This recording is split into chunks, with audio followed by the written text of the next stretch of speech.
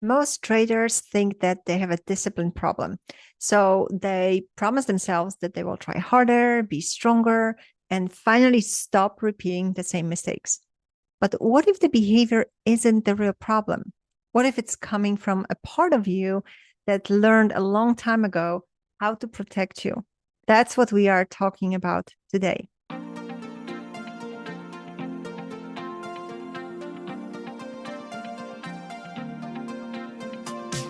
You are listening to the Confidence in Trading podcast. I am your host, Agnieszka Wood, a trading mindset coach and a seasoned day trader with 15 years of experience. In this podcast, we explore the psychology and human element of trading because how you think and feel determines everything. Together, we explore the layers of compassionate discipline to help you navigate the emotional ups and downs of trading with calm, consistency, and confidence.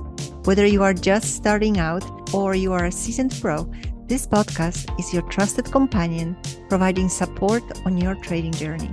Get ready to master your mindset and trade like the trader you know you can be. Welcome to episode 83. Who is really making your trading decisions? Welcome back to the Confidence in Trading podcast. This episode is called Who is Really Making Your Trading Decisions? And I want to start by talking about something you have probably experienced more times than you would like to admit, and then quietly beat yourself up afterward.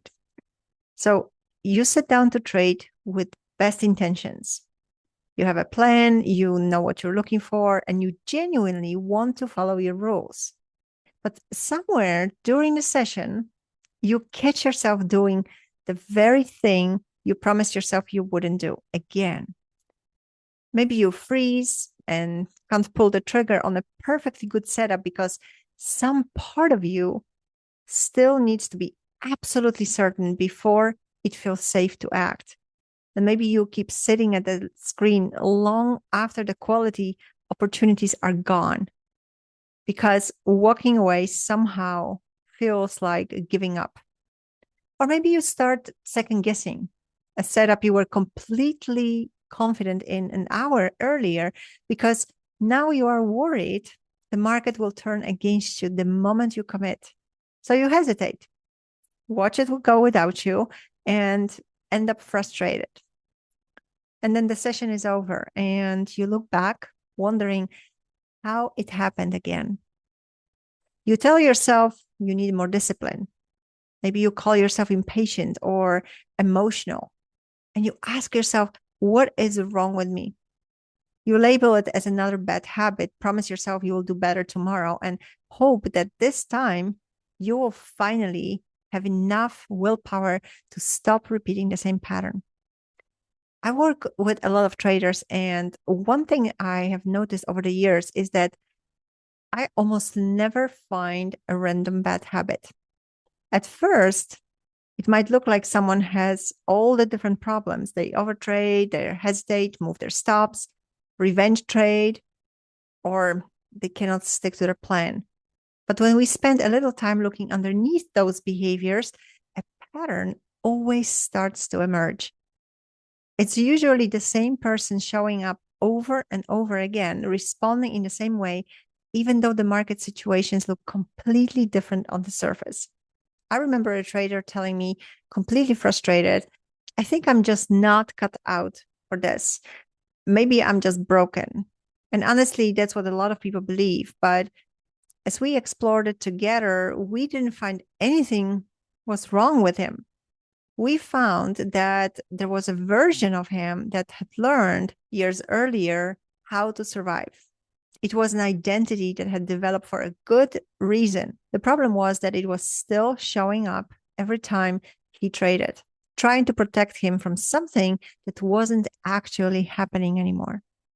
That's what I want to talk about today. Not just the behavior itself, but the person underneath that behavior. Because the patterns that keep sabotaging your trading aren't random and they are not proof that something is wrong with you.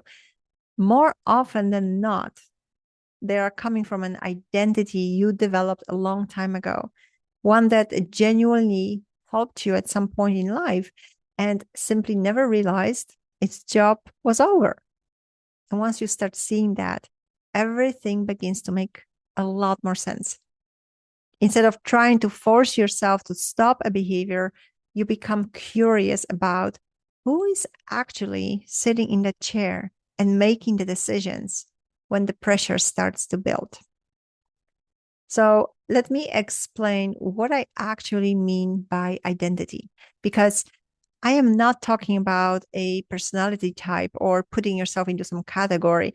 When I say identity, I am talking about the story you carry about who you are and who you believe you need to be in order to feel safe, accepted, valued, or enough. Most of us never consciously chose that story.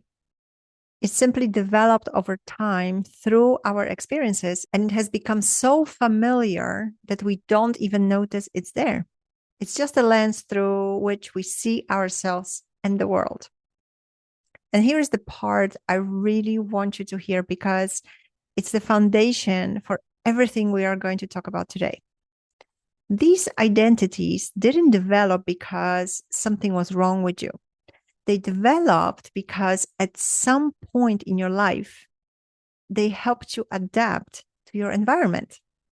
They helped you navigate situations that felt difficult, painful, or uncertain. Maybe you learned that being perfect kept you from being criticized or rejected or disappointing the people around you. So you became someone who always had to get it right because mistakes didn't just feel uncomfortable, it felt unsafe. Maybe working harder than everyone else became your way of proving your worth or making sure you will never fall behind. So slowing down started to feel irresponsible, even when there was no real reason to keep pushing. Or maybe your trust was broken somewhere along the way, and you learned that depending on other people wasn't safe. So you became someone who always stayed on guard, who relied only on yourself, and who expected that eventually something would go wrong. None of those identities are flaws. They were intelligent adaptations. They helped you get through situations where they genuinely served a purpose. And because that worked, your brain kept using them. The challenge is that they don't automatically disappear once your life changes. An identity doesn't wake up on one day and realize, I don't need to do this anymore. It simply keeps doing the job it was designed to do, even when that job is no longer necessary.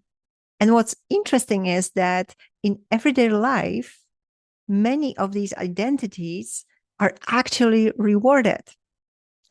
The perfectionist is praised for having high standards.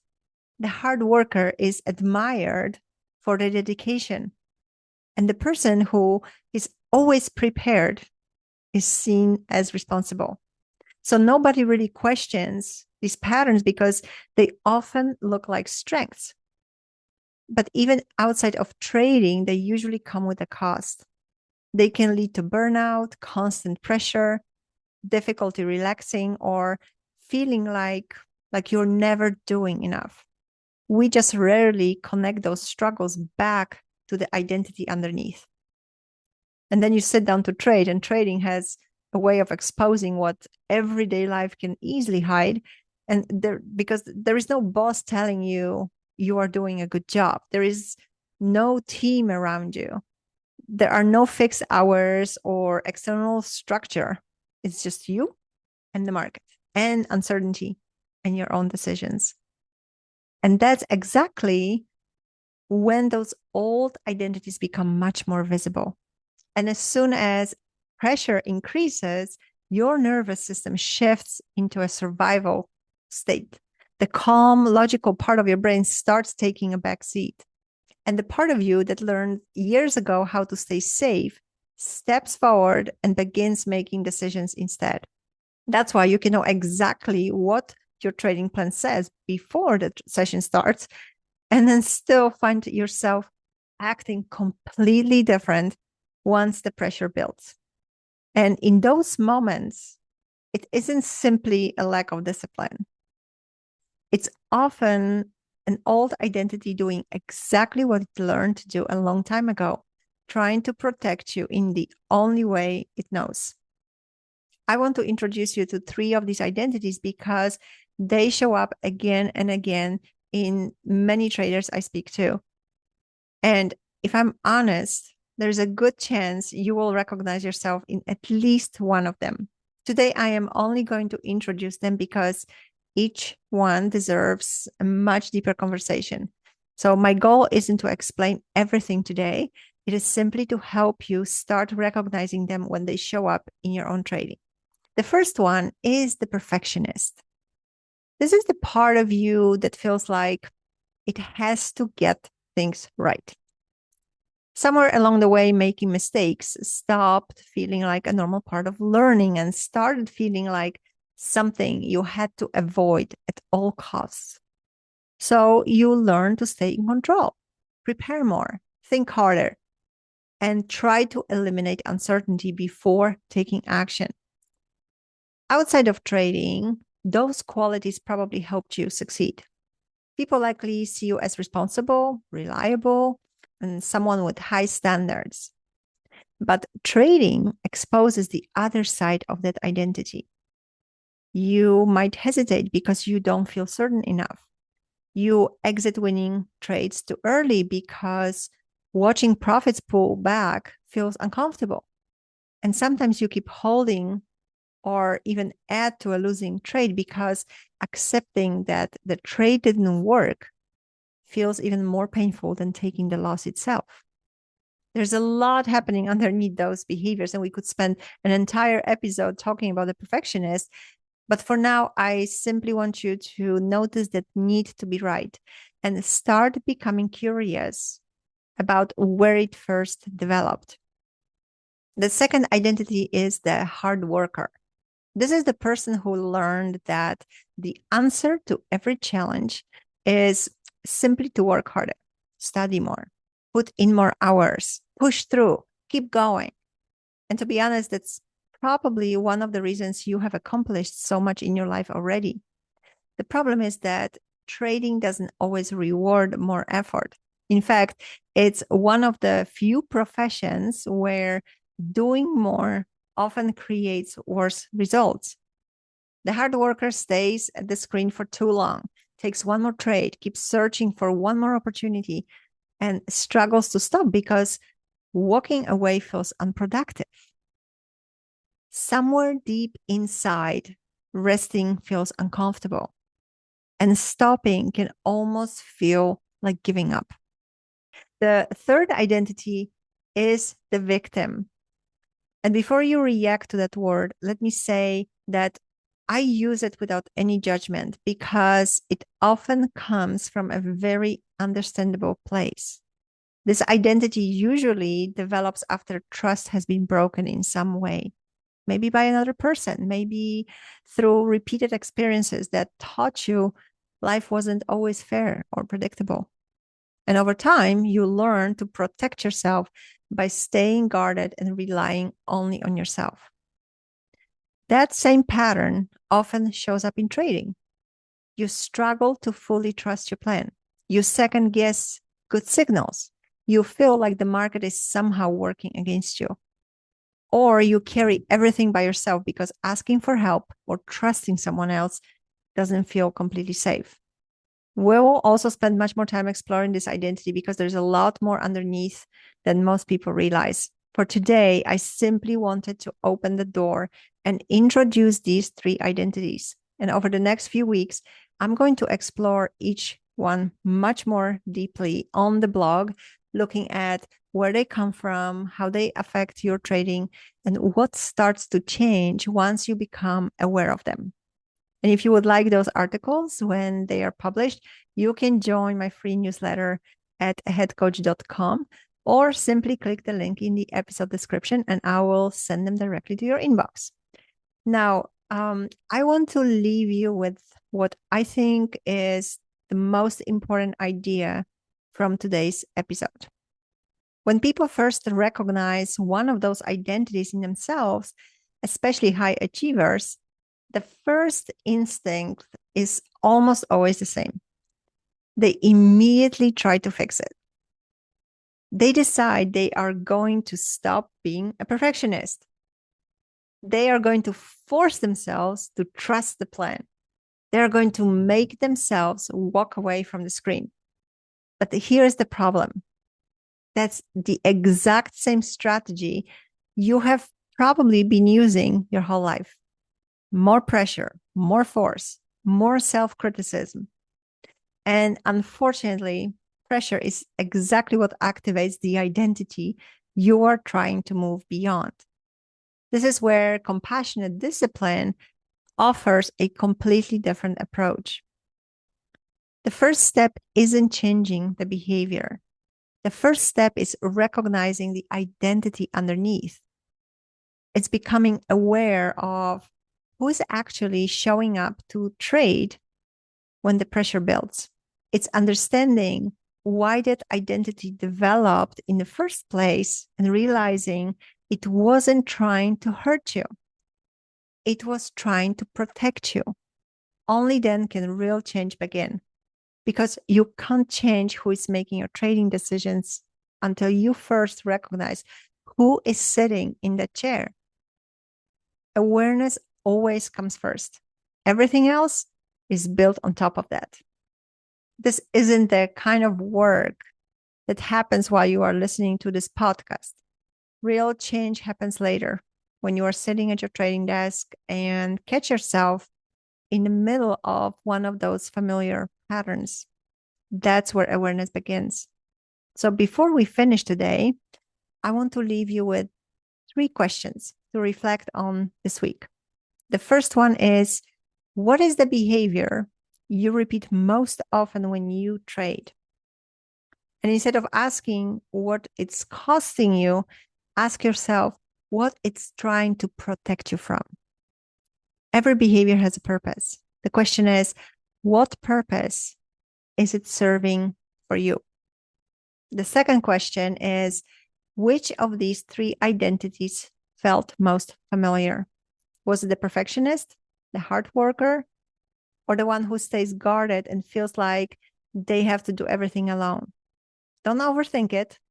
Just notice which one you felt yourself reacting to as we were talking today.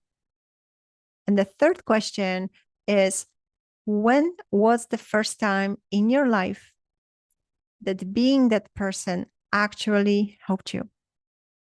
When was the first time that identity protected you, helped you fit in, or helped you get through something difficult? You don't have to force the answer. Just sit with the question and notice what comes up. Whatever comes up is valuable because that's where the real work begins. Before we finish, I want to leave you with one final thought. And I don't want you to rush past it because I think it's one of the most important ideas from today's episode. The behaviors that keep showing up in your trading aren't random. They are not a proof that you are broken or that you're simply not disciplined enough. More often than not, they are coming from a part of you that learned a long time ago how to protect you. And that part did exactly what it was supposed to do. It helped you get through situations that felt difficult, uncertain, or even unsafe. But while that identity may have helped you in the past, it doesn't have to keep making your trading decisions today. The goal isn't to fight it or get rid of it. The goal is to become aware of it, to recognize when it shows up, understand why it's there, and gradually learn to respond from a different place, a place that's calmer, more intentional, and more aligned with the trader you're becoming. This is just the beginning of the conversation. Over the next few weeks, we'll explore each of these identities in much more depth and talk about practical ways to start working with them. For now, the next time you sit down to trade, simply notice who is showing up. Until next time, take care of yourself, trade well, And remember that becoming a better trader always starts with becoming more aware of yourself. Thank you so much for listening to the Confidence in Trading podcast. If today's episode resonated with you, please leave a review on Apple Podcasts and let me know what landed for you. It helps more traders find this work, and together we make a bigger impact. If you are new here, don't forget to subscribe so you can come back for the next episode. And check out some of the previous shows while you're at it. This is Agnieszka Wood from A Head Coach. Bye for now.